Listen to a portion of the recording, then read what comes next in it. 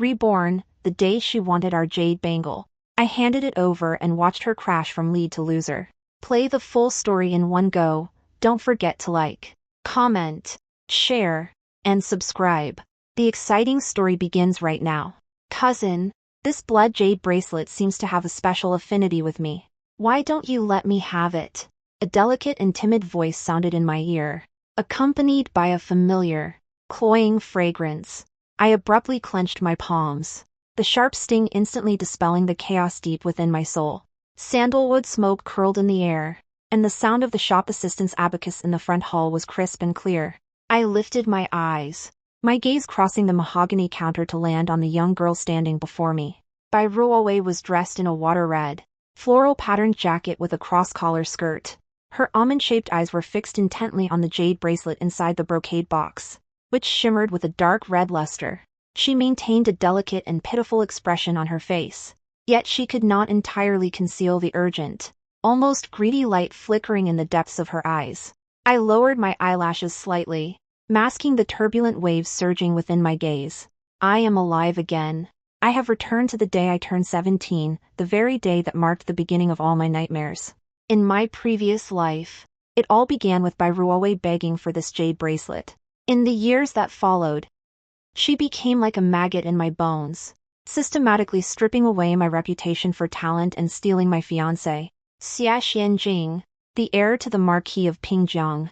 She even managed to catch the favorable eye of the imperial family. Meanwhile, I, along with the entire Su family, the wealthiest in Jiangnan, became nothing more than stepping stones for her ascent. My parents were framed and met their deaths, and the Su family's century-old legacy was utterly destroyed. It was not until I lay dying, skeletal and imprisoned in a dark cell, that she looked down at me, stroking the blood jade bracelet on her wrist, and triumphantly revealed the truth.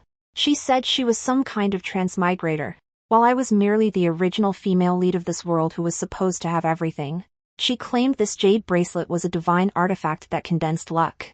As long as she took it, she could continuously drain away my opportunities, my fortune, and even my destiny.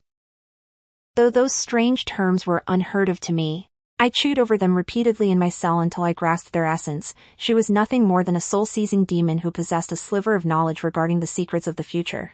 The irony is that this transmigrator, who prided herself on controlling the entire board, had no idea of the true secret hidden behind that jade bracelet. Cousin? Seeing that I didn't answer, Bai Ruowei's voice rose a few notches, tinged with a hint of grievance. It is merely a jade bracelet. Do I not even have the right to purchase it? Auntie usually dotes on me the most. If she knew cousin was being so stingy. Do not be anxious, cousin. I loosened my clenched fingers. By the time I looked up, my expression had regained the calm composure befitting the young head of the Su family of Jiangnan. I picked up the blue and white porcelain teacup beside me and gently brushed away the floating froth. This is the exquisite blood jade, the crowning treasure of the Pavilion of Rarities. Since you have asked, cousin, I naturally have no reason to refuse you. Upon hearing this, an irrepressible ecstasy erupted in Bai Ruowei's eyes. She could not even wait for the shop assistant to wrap it up before reaching out to grab the brocade box. Hold on. I lightly tapped the tabletop with the tea lid. My voice was neither loud nor heavy, yet it carried an undeniable authority.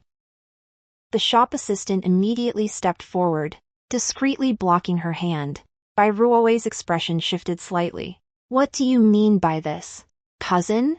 Surely you aren't going back on your word? How could such a peerless treasure be kept in such a crude, ordinary brocade box? It would be beneath your status, cousin.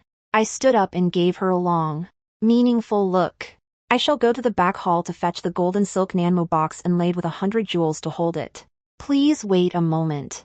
With that, I turned and walked into the inner chamber, waving away the maids who tried to follow. Lifting the heavy curtain, I headed straight for the secret vault that my grandfather had strictly forbidden anyone from entering during his lifetime.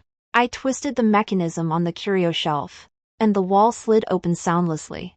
There was no light in the secret room, and a cold, damp air rushed out to meet me. Relying on my memory, I felt my way to a dust-covered iron box in the corner and opened it with the bronze key passed down through generations of the Su family heads. Inside the iron box lay a blood jade bracelet, identical to the one in the front hall. The world knows that the Su family possesses an exquisite blood jade that gathers blessings, but they do not know that this jade was born as a pair of twins. One is warm and nourishing, capable of attracting auspicious energy, the auspicious jade. The other, however, is cold and sinister, specifically draining essence and blood, bringing calamity to anyone who wears it, the ominous jade. Years ago, unaware of the truth, the Su family ancestor allowed the eldest son of the primary branch to wear this ominous jade. In less than 6 months, he was plagued by misfortune and died a sudden, violent death.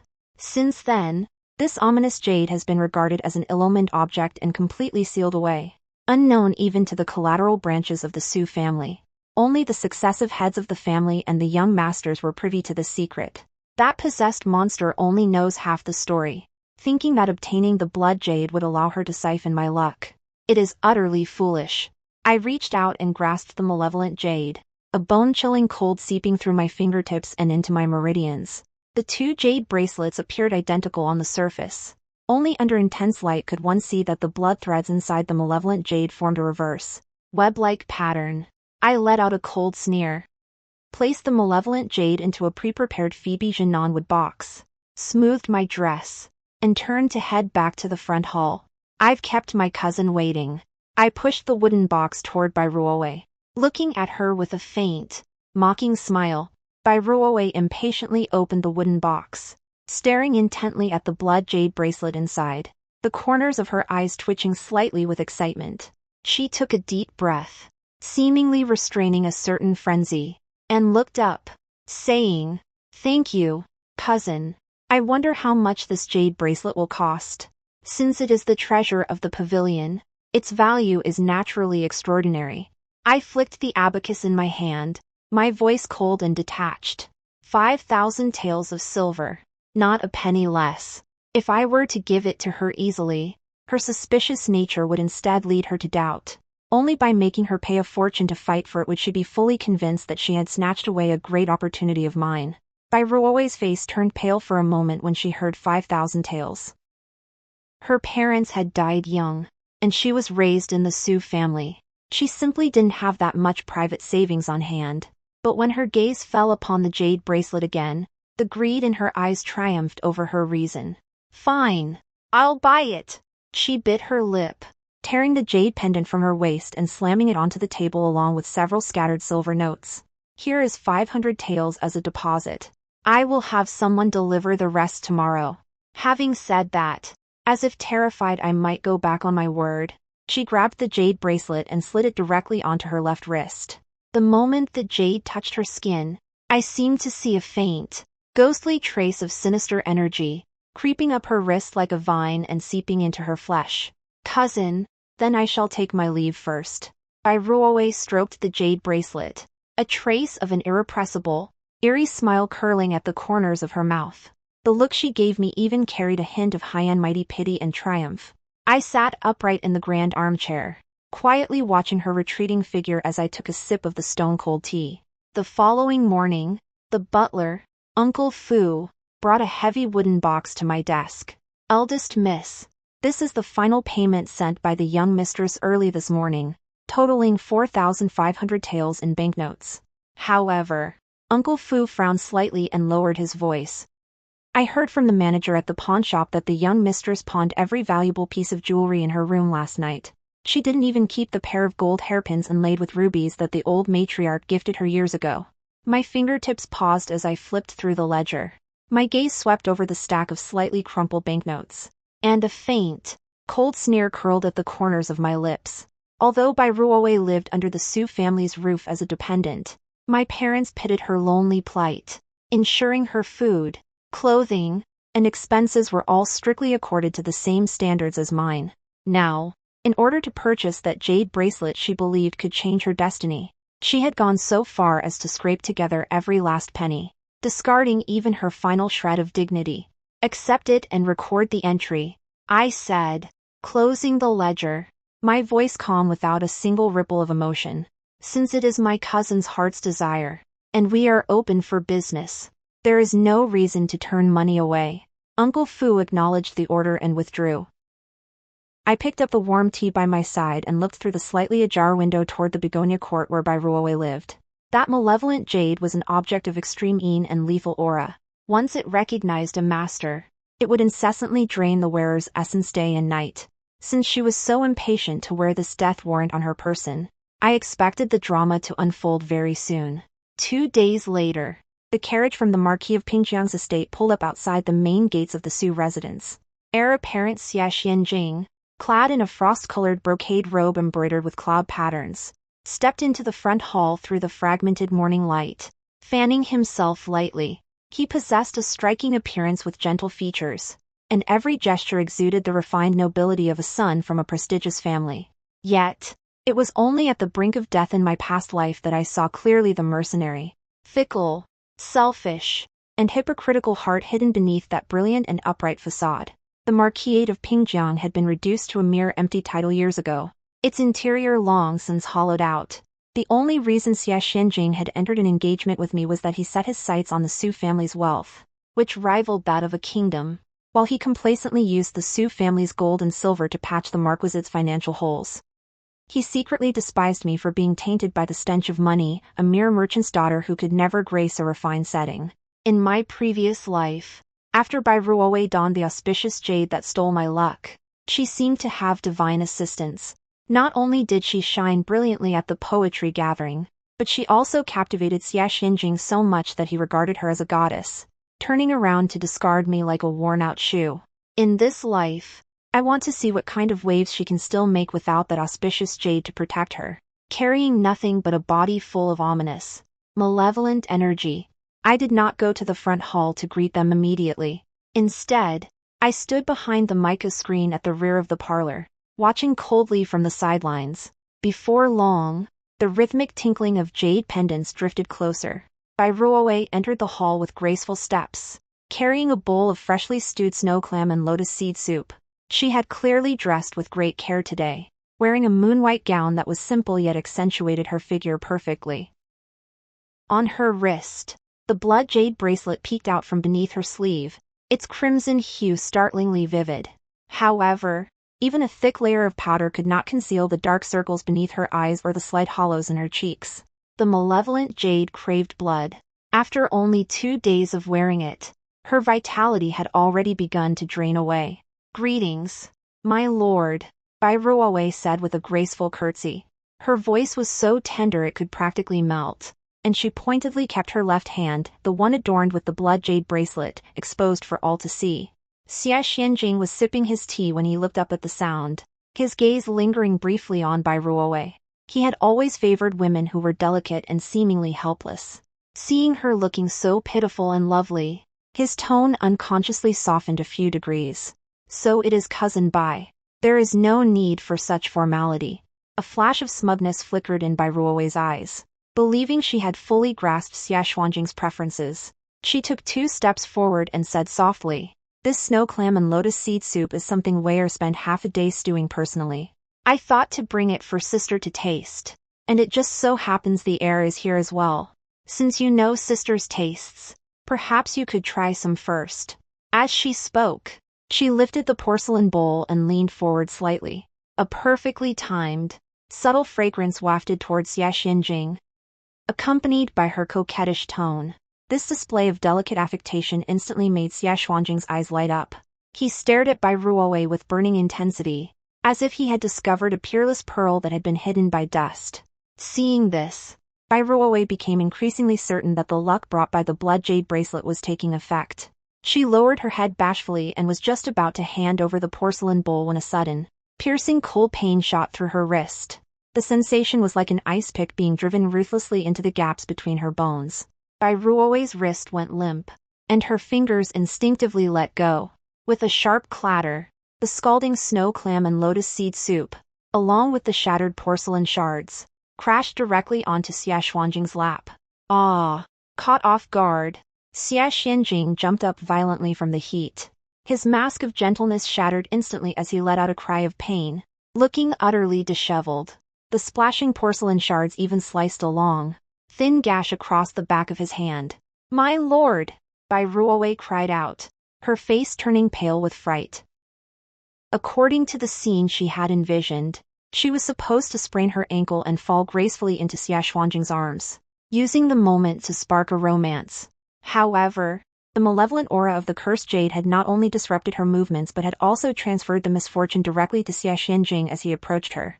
Xia Xianjing gasped in pain, feeling a strange, ghostly chill seeping from the scalded area straight into his bones, causing him to shudder involuntarily.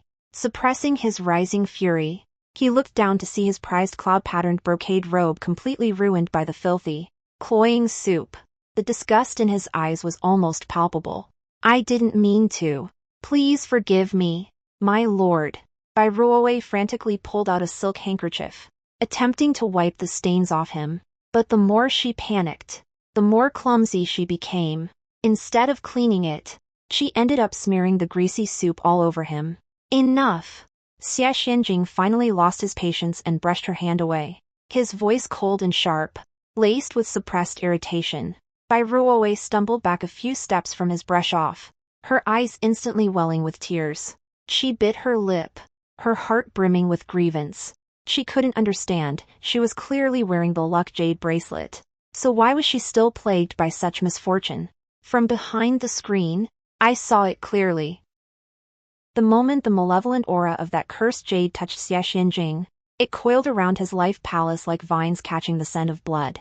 The transmigrator, who fancied herself omniscient and omnipotent, was personally dragging the man she had schemed so hard to seduce into an abyss of bad luck. Judging that the timing was just right, I smoothed my sleeves and stepped slowly from behind the screen. What happened here? Why has the soup tureen been overturned for no reason? I looked at the messy floor with feigned surprise, then frowned at Bai Ruowei, my voice carrying the sternness of an elder sister. "Cousin, why are you being so clumsy? If you had injured the heir, how could you possibly take responsibility?" Upon hearing this, Bai Ruowei bit her lower lip hard, a venomous glare darting across me before she quickly resumed her facade of frailty in front of Xia Xianjing. "Cousin is right to lecture me. It is all Weir's fault." By now, Xia Xianjing had regained some of his composure.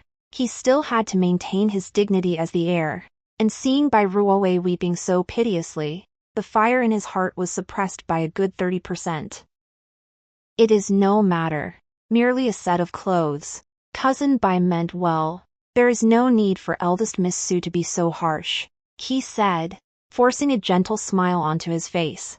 I sneered inwardly but remained impassive, turning to the maid beside me to give orders. "Since the heir is so magnanimous, why haven't you invited him to the warm pavilion in the backyard to change his clothes and tend to his wounds?" With that, I gave Bai Ruowei a meaningful look. "Since you were the one at fault, cousin, you should personally escort the heir to the warm pavilion to make amends. After all, you are quite familiar with the paths of this manor." Bai Ruowei had been fretting over the lack of opportunity to be alone with Xia Xianjing. Hearing this, her eyes lit up instantly, causing her to overlook the unusual tone in my voice. She hurried to curtsy in agreement and eagerly led the disheveled Xia Xianjing toward the backyard. Watching their retreating figures disappear one after the other through the moon gate, I picked up the soiled handkerchief Xia Xianjing had discarded on the table and tossed it casually into the nearby charcoal brazier. The tongues of fire swallowed it in an instant. I picked up my freshly refilled cup of Junshan silver needle tea, gently brushing aside the floating leaves on the surface. I turned to Uncle Fu beside me and instructed, "Go and invite my eldest granduncle and several clan elders. Tell them I have acquired a few exceptional pieces of Hitian jade and would like them to come to the waterside pavilion in the backyard for an appraisal. Furthermore, since the Pingjiang Marquisite's carriage is parked outside, I'm sure many people have noticed. Invite those pawnshop managers and regular clients who frequent our establishment to come inside for a cup of tea as well." Uncle Fu had been the housekeeper for the Su family for decades. His mind was as sharp as they come. Having witnessed the scene in the front hall just now, he immediately grasped my intentions upon hearing these arrangements. He bowed and withdrew. When dealing with a hypocrite like Xia Xianjing, who cherishes his reputation above all else, ordinary weeping in scenes would only allow him to turn the tables on me. The only way to sever this disgusting engagement cleanly and decisively was to make the matter public knowledge and strip away that jade-like mask of gentility in front of everyone. Before long, Several highly respected elders from the clan arrived, accompanied by a few prominent merchant managers from the city. As the group entered the backyard amidst pleasantries, I personally led them toward the waterside pavilion. To reach the pavilion, one had to pass directly by that particular warm pavilion. As the group approached the veranda leading to the warm pavilion, they heard a series of highly suggestive and frantic noises coming from within. "My lord, please don't move. I can't get this sash undone." By Ruowei's soft, sweet voice drifted through the thin window paper, tinged with a sobbing tone of feigned resistance. "Hiss, you stupid creature. How could that incense burner just tip over for no reason? It's burning me to death. Hurry up and tear off this smoldering hem." Xia Xuanjing's exasperated roar followed immediately after. Upon hearing this, the great uncle walking at the front came to a dead halt, his white beard trembling with rage. The shop managers exchanged glances, their expressions extremely awkward as they all lowered their heads. Who is making such a racket in there? My granduncle raised his cane, striking it heavily against the bluestone floor. I feigned a look of shock and disbelief at the opportune moment, stepping forward quickly to throw open the carved wooden doors of the warm pavilion. With a loud bang, the doors swung wide, and the scene inside was thrust unshielded into everyone's view. The interior of the pavilion was in utter disarray. The cloisonné enamel incense burner that had been sitting on the side table had somehow been knocked to the floor, spilling scalding ash everywhere. The hem of Xia Xuanjing's already soiled brocade robe had somehow caught a spark, leaving several large holes scorched into the fabric. As for the man himself, he sat slumped on the Luohan bed in a state of dishabille, his sash loosened to reveal a large expanse of his undergarments. Worst of all, Bai Ruowei was thrown entirely into his arms, her hands clutching tightly at his loosened lapels. Her hair was in disarray, her pearl hairpins dangling precariously, and the blood jade bracelet on her wrist emitted an eerie red glow in the dim room. Indecent! Scandalous! The great uncle was so incensed that his vision went dark, and he nearly toppled over backward. The two inside the room froze, startled by the sound of the door being burst open. Bai Ruowei let out a sharp cry and instinctively tried to scramble out of Xia Xuanjing's arms. But how could the malevolent energy of that cursed jade let them go so easily? As she moved, the blood jade bracelet on her wrist happened to snag perfectly on the tassel of the jade pendant at Xia Xuanjing's waist. With a sharp rip of tearing fabric, Xia Xuanjing's already loose inner robe was yanked down significantly by her, exposing half of his shoulder. "Get out!" Xia Xuanjing finally realized the doorway was crowded with people. A surge of blood rushed to his head, and his usual refined, scholarly demeanor vanished instantly. He shoved Bai Ruowei away violently, frantically pulling his tattered clothes together, his face turning a dark, liverish purple. Bai Ruowei was pushed to the ground, her palms pressing into the scalding incense ash. Tears burst from her eyes instantly from the pain. "Cousin, it's not what it looks like. The heir's clothes got dirty, so I was helping him change, and then the incense burner suddenly tipped over on its own."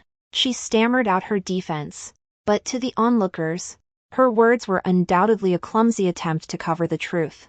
A man and a woman alone in a room, changing clothes to the point where garments were half shed and they were locked in an embrace. How could anyone believe her? I watched their pathetic state with cold eyes. Taking a step forward, I let my gaze sweep over the two of them before finally settling on Xia Xuanjing's face, which was now contorted with shame and rage. "Is this how the heir apparent changes his clothes?" My voice was steady, devoid of hysterical sobbing, carrying only a bone-chilling coldness. I had thought the heir apparent, born of a marquise household, was a refined and reasonable gentleman, and that cousin Bai was a virtuous daughter raised by my own Su family. I never imagined that the two of you would commit such a scandalous act right here in the Su family's warming pavilion. Su Yanqing, do not make such baseless accusations. Xia Xuanjing squeezed the words through gritted teeth, hurriedly cupping his hands toward the elders. "Elders, please be the judge." It was clearly this lowly maid who was clumsy. She knocked over the incense burner and tore my clothes. There is nothing but innocence between this prince and her. "My lord!" Bai Ruowei's eyes widened in disbelief at his words. She had been fully convinced that with the luck jade bracelet, Xia Xuanjing would surely be infatuated with her. How could he publicly insult her as a lowly maid? Trembling, she raised her left hand, the one adorned with the blood jade bracelet, attempting to grab the corner of Xia Xuanjing's robe. Did you not just praise the poems I recited, saying that I was the soulmate who truly understood you? As soon as these words were spoken, a collective gasp rippled through the surrounding crowd. Trembling with rage, the great-uncle pointed his cane directly at Bai Ruowei. You shameless beast! How could the Su family raise such a brazen, disgraceful thing like you? Xia Xianjing felt himself being roasted over a fire by that term soulmate. At this moment, he wished he could tear Bai Ruowei into 10,000 pieces. That sinister streak of bad luck had been hounding him ever since he met this woman. And now, she had caused him to lose all face in front of the Su family elders and outsiders alike. Xia Xianjing.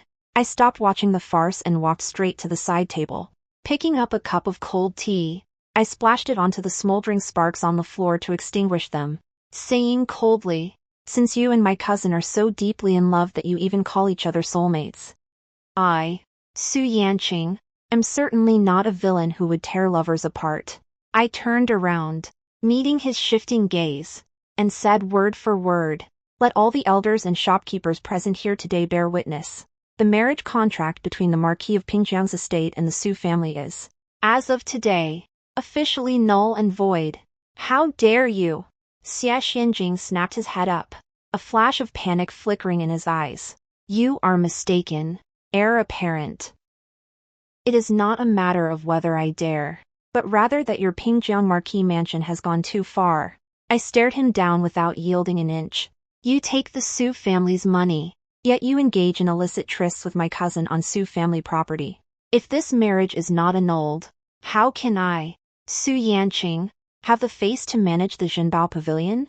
How can the Su family maintain its standing in Jiangnan? With that, I pulled a translucent mutton fat jade pendant from my sleeve, the token given by the Pingjiang Marquis mansion when the betrothal was settled. In front of everyone, I hurled the pendant down at Xia Xuanjing's feet. The token is returned. From this day forward, our paths diverge, and our marriages shall be of no concern to one another. As for my cousin, I cast a disdainful glance at Bai Ruowei, who was slumped on the ground. Since the heir apparent favors her so dearly, I will have someone deliver her birth dates to the Marquis mansion shortly. I wish you both a harmonious union for 100 years, may you stay locked together for a lifetime. A deathly silence filled the warm pavilion, broken only by the faint crackling of the dying embers in the incense burner. Xia Xianjing stared intently at me, his eyes bloodshot as he looked down at the mutton-fat jade pendant shattered in two at his feet. The mask of the gentle and refined gentleman he usually wore had completely torn away, revealing the frantic, exasperated true colors beneath. Su Yanqing, do you truly intend to be this heartless? He ground his teeth, his voice carrying a threat that betrayed his inner weakness. You are nothing but a mere merchant's daughter. Climbing into the Marquis' manor is a blessing you haven't earned in several lifetimes.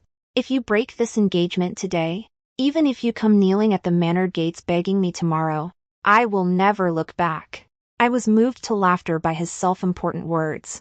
In my past life, I must have been blind to be intimidated by his superior noble son act, truly believing I wasn't good enough for him and rushing to hollow out the Su family's entire fortune just to fill his bottomless pit of a debt.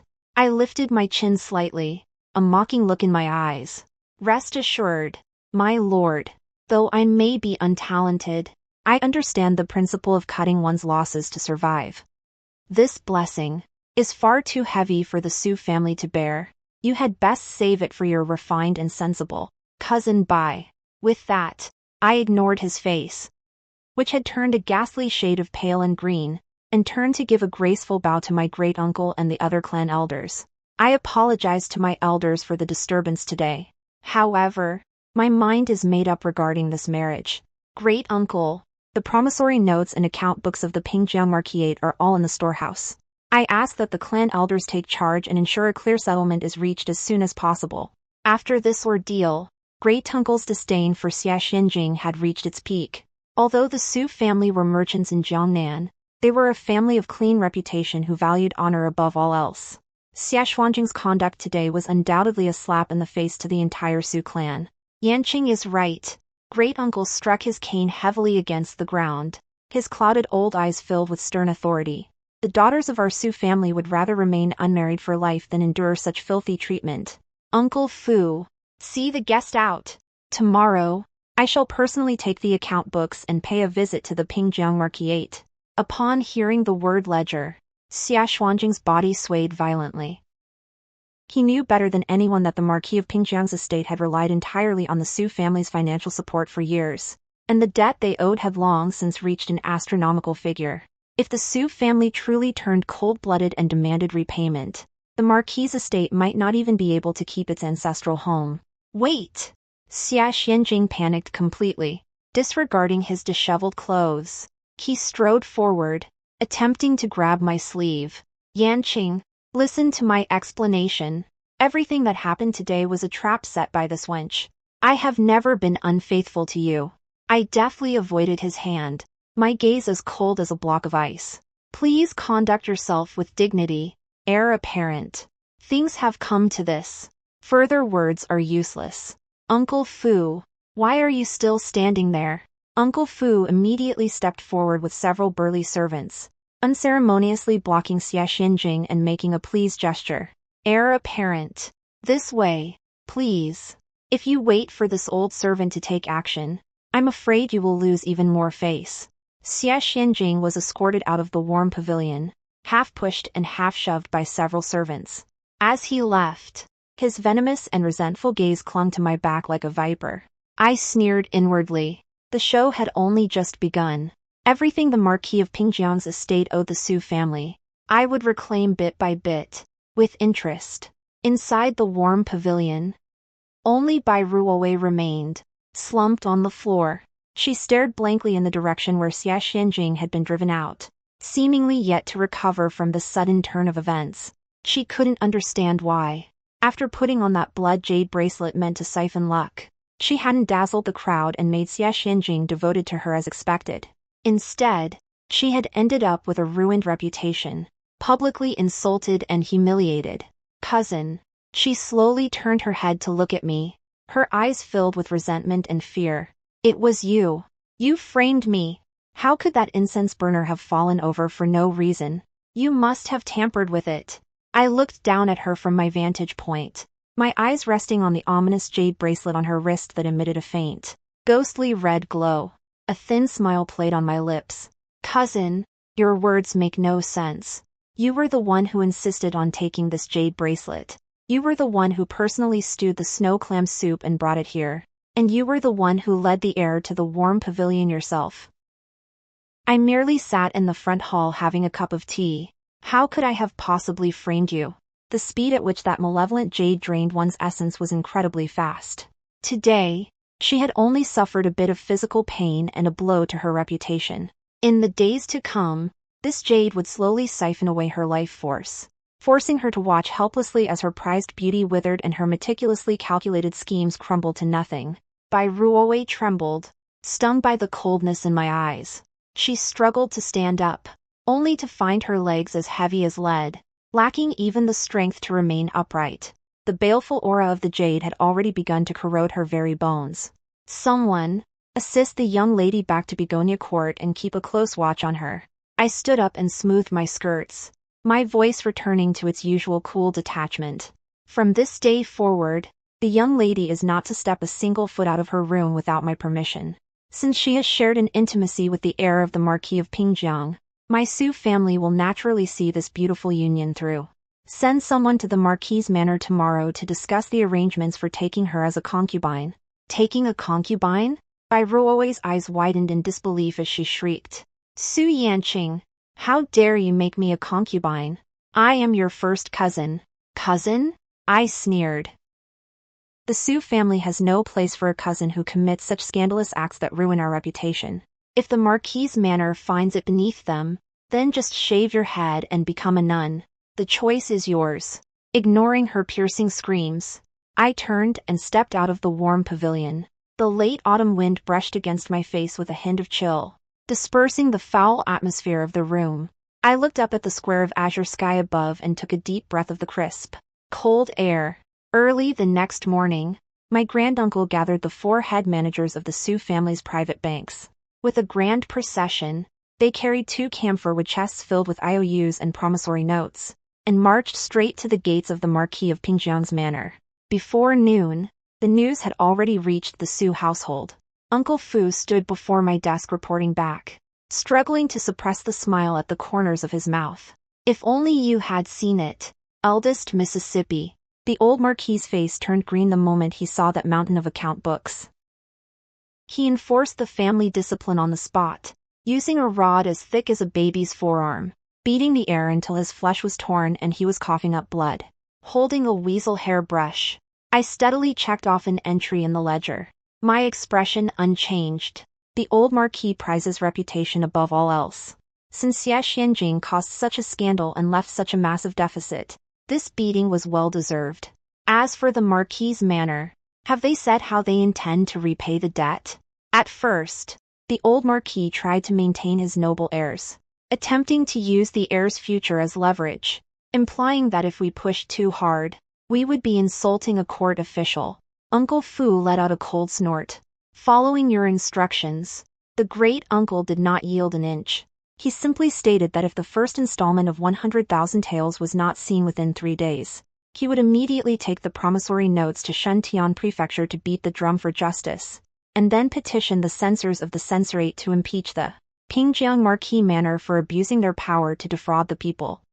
The old Marquis lost his temper instantly and had no choice but to grit his teeth and agree to sell off several manors and estates in the Beijing suburbs. Very well. I set down my brush and placed the paperweight atop the ledger. In my past life, Xie Xianjing climbed to power by stepping over the corpses of the Su family. In this life, I will ensure he cannot even set foot on the first step of his official career. Once the scandals of crippling debt and favoring a concubine over his wife break out, which examiner would dare to appoint him to office? And what of the young lady cousin? I picked up my teacup and moistened my throat. Uncle Fu's expression turned somewhat peculiar. Since last night, the Begonia courtyard hasn't had a moment of peace. I don't know what madness has possessed her, but she has been relentlessly smashing the blood jade bracelet on her wrist with a stone. Yet, that bracelet is strangely sinister. Not only does it refuse to break, but it tightens further instead. I heard it has already cut deep into her flesh. The serving maids are so terrified they dare not go near her. A mocking sneer curled my lips. That blood jade was a fiercely malevolent object that recognized its master. Once worn, it would never come off until it saw bone and blood. She thought she had snatched away the fortuitous opportunity from my past life, unaware that it was actually a death-summoning curse. Let's go and pay a visit to my dear sister. As the doors to Begonia Court were pushed open, a heavy scent, a mix of thick, metallic blood and cloying incense, wafted out. Bai Ruoe sat slumped on the floor before the canopy bed, her hair disheveled and matted. The ground around her was littered with shattered porcelain bowls and paperweights. Her once plump, fair cheeks had sunk in overnight, and a dark, deathly pallor clung to the hollows beneath her eyes. At the sound of footsteps, she jerked her head up. Her left hand, adorned with the blood jade bracelet, was dripping with gore. The vivid, crimson jade showed no signs of cracking. Instead, it seemed like a living thing, greedily sucking the blood from her wrist, glowing with an eerie, bone-chilling red. Su Yanqing, there's something wrong with this bracelet. You're the one who ruined me. Bai Ruoe lunged at me, her eyes bloodshot as if grasping at a final straw. Uncle Fu immediately stepped forward, blocking her 3 paces away. I looked down at her from my superior position, my voice outrageously gentle. What nonsense are you talking about, dear cousin? You're the one who scraped together every penny, even pawning the jewelry set the old matriarch gifted you, and begged the pawnbroker to let you buy this jade bracelet back. How can you blame me for it now? You're lying. This is clearly an object of destiny. Wearing it is supposed to make all my wishes come true and turn misfortune into luck. You must have tampered with it. She shrieked hoarsely, her arrogance and conceit as a transmigrator now entirely replaced by boundless terror. She finally realized that the plot she knew so well had completely collapsed. I let out a soft chuckle, took 2 slow steps closer, and lowered my voice. Luck? My dear cousin, you must have read too many storybooks. There is no such thing as luck without effort in this world. You schemed to steal my betrothal and attempted to use that cursed object to seize the Sue family estate. Now that you've suffered the backlash, I suppose you've gotten exactly what you asked for. Ruowe's entire body jolted as she stared at me, her pupils shrinking rapidly. She seemed to sense something from my cold gaze, and her lips began to tremble violently. You are also. I didn't give her the chance to finish. Straightening my back, I interrupted her speculation. By the way, I came today to share a piece of happy news with you, cousin. I drew a thin slip of red paper from my sleeve and tossed it onto the ground before her.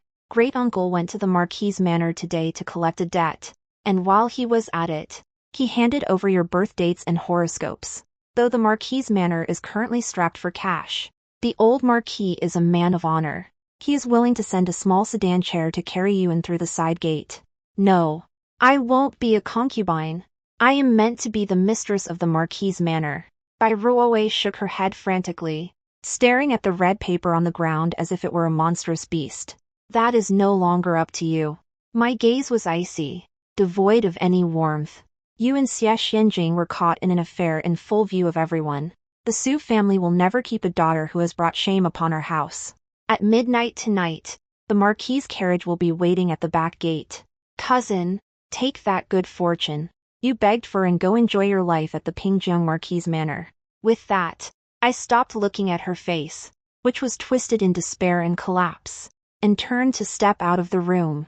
Sunlight pierced through the clouds, falling upon the crabapple tree in the courtyard, and I narrowed my eyes slightly. Locking these two malevolent vipers in the same cage, letting them tear at and torture each other, that was the most cruel punishment of all. The third quarter of the Z hour. The back alley of the Su Manor. The night watchman's clapper had just sounded its second round when a small, gray cloth sedan chair, its canopy washed so thin it had turned pale, stopped silently outside the side gate. There was no red silk, no festive music, and not even a single groom's attendant carrying a lantern. Only a deaf-mute old coachman from the Marquis of Pingjiang's estate sat on the shafts, dozing off. Two brawny, thick-waisted maidservants, one on each side, dragged Ruowe out from inside the gate. She was bound hand and foot, with a wooden gag stuffed firmly into her mouth. Ruowe struggled desperately, her eyes fixed in a deathly glare on me as I stood atop the steps, a whimpering hiss escaping her throat. Her left hand, adorned with the blood jade bracelet, was twisted at a grotesque angle. The flesh at her wrist had already been sliced open by the bracelet's edge. The oozing black blood was greedily sucked in by the malevolent jade before it could even drip, emitting a nauseating, dim glow in the murky night. Why are you looking at me like that, cousin? I pulled my plain cloak tighter around my shoulders, my voice as calm as still water. This marriage is the very one you exhausted every scheme to obtain. This blood jade is also what you insisted on buying, even after pawning your jewelry. Now that you have your heart's desire, carrying your good fortune into the Marquis Manor to serve the young heir, you ought to be happy. Upon hearing this, the venomous resentment in Ruowe's eyes nearly solidified, yet it shriveled into a ball of terror the moment it met my icy gaze. In our previous life, she relied on that jade bracelet to drain my fortune dry, stepping over my bones to claim the throne of the matriarch of the Marquis' house. In this life, I shall let her experience firsthand the sensation of being gnawed by malevolent energy day and night, unable to live and forbidden to die. I raised my hand slightly. The two old maidservants took the hint immediately, shoving and manhandling her into that cramped, gray cloth sedan chair. Go on. I watched as the old coachman raised his whip and the small sedan chair swayed until it vanished into the night. Turning to Uncle Fu beside me, I instructed, first thing tomorrow morning, take all of the young cousin's clothing and belongings from the Su residence and burn them. Have the begonia courtyard scrubbed inside and out 3 times with pomelo leaf water to wash away the bad luck. This old servant understands. Uncle Fu replied with a bow, then lowered his voice. Eldest miss, after the great-uncle went to collect the debt yesterday, the Marquis of Pingjiang's estate grew desperate today. I received word from the broker's office that the Marquis is rushing to sell off their hot spring villa in the capital suburbs and 2 prime shops in the south of the city to scrape together the 100,000 taels of silver. However, because they are in such a hurry, no one at the broker's office dares to take on such a large deal. I turned and stepped into the courtyard. The night breeze brushed past, bringing a hint of chill, yet my mind remained exceptionally clear. In my past life, Xie Xianjing had also faced the desperate situation of having his embezzlement uncovered. Back then, I was deceived by a few of his tender words and foolishly handed over my most profitable shops to fill his deficit, even throwing in more than half of the Su family's estate. Thinking back on it now, it feels utterly ridiculous, since the old Marquis is in such a hurry to liquidate his assets. As the creditors, we Su family members should naturally lend a helping hand. I stepped into the study and settled into the grand armchair, my fingertips lightly tapping the red sandalwood tabletop. Go and send word to the major brokerage houses we frequent. The Marquisite's properties, the Su family wants them all.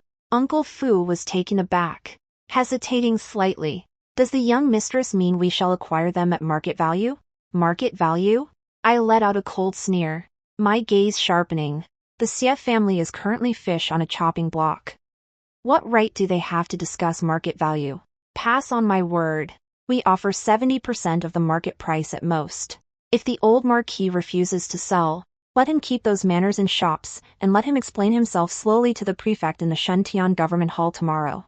To kill the heart is the ultimate blow. Cutting off someone's wealth is as grievous as killing their parents. Xie Xianjing prides himself on being noble and aloof, viewing money as dirt. Yet behind the scenes, he relies on sucking the lifeblood of the Su family to maintain his dignity.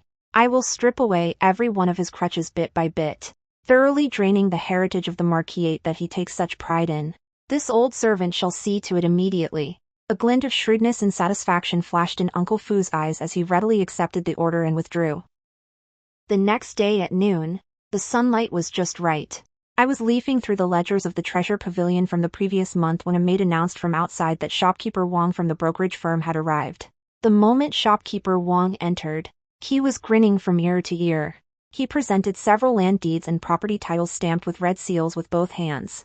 Young Mistress Su, your calculations were divine. Last night, the Marquis of Pingjiang's estate took in an ill-omened concubine. It said that the heir went mad the moment he saw her and had to summon a physician in the middle of the night. The old Marquis was frantic with worry and feared the Su family would truly report them to the authorities. Early this morning, he gritted his teeth and sold these properties to us as a dead pledge at 70% of their base price. I took the land deed, my fingertips lightly tracing the bright red seal of the Pingjiang Marquis mansion, as a cold curve formed at the corners of my mouth. The first step was complete. Xie Xianjing, without the Su family's wealth and burdened with a cursed star suffering the backlash of the malevolent jade. How many more days can you endure your refined life as the heir apparent? In the blink of an eye, midwinter arrived. 3 consecutive heavy snowfalls blanketed the capital, freezing the moat solid. Yet, during these coldest days of the winter solstice, the vermilion gates of the Pingjiang Marquis mansion were plastered with crossed seals by the officers of Shuntian Prefecture. The study was heated comfortably by the floor furnace.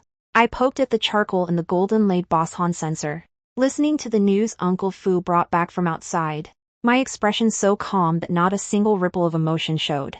Eldest Miss, the imperial decree has been issued. Uncle Fu's voice carried a sense of irrepressible satisfaction. The censorate collectively memorialized the throne against the Marquis of Pingjiang's estate for seizing private property and allowing their sons to commit acts of violence. The emperor was incensed. He stripped the Marquis of his hereditary title, ordered the seizure of all family assets, exiled the men to Lingnan, and relegated the women to the Imperial Music Academy. That remaining deficit of 250,000 taels has finally been paid in full with the blood and bones of the Xie family. I picked up the Jian rabbit hair glazed teacup beside me, brushed away the floating leaves, and took a light sip. In my past life, this very decree was issued against the Su family. The charges then were for treason, dirty water splashed upon us by Xie Xianjing to cover up the mess of his embezzled military funds.